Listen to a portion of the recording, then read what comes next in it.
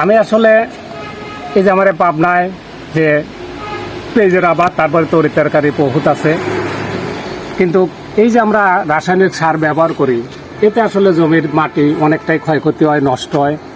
তারপরে আমরা আবাদে লেগে আছি। কিন্তু হঠাৎ ওই দিন এই যে ইউটিউবের ভিতরে আমার ভাই যে টুকটু মুক্তার ইনার একটা প্রতিবেদন দেখে পরে আমি চিন্তা করলাম যে এই জায়গার ভিতরে আমার এই এলাকার ভিতরে যেহেতু পেঁয়াজের আবাদ বেশি, শাকসবজি কম বেশি হয়, আর যে গরুর খামার করা হয় এই গোবরগুলা মোটামুটিভাবে ধুয়ে একেবারে বেশিরভাগটাই পানিতে নষ্ট করে দেওয়া হয়।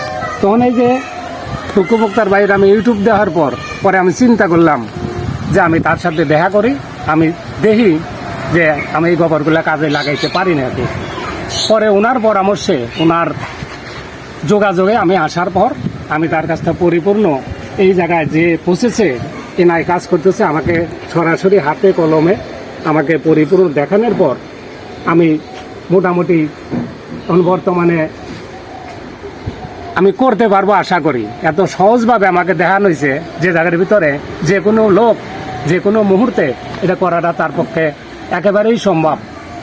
তো আমি বাইরের প্রতি অনেক কৃতজ্ঞ যে এত সহজভাবে আমাকে এই কাজগুলো দেখাইছে, যেটা আসলে মানে অন্য জায়গায় গেলে এত সহজে হওয়া সম্ভব কিনা আমি তা জানি না।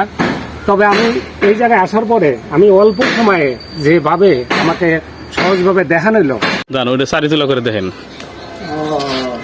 তোলা করেন, নেট তোলা করেন। দেখেন ওই কেসের মধ্যে অনেক কিছু আছে না, দেখেন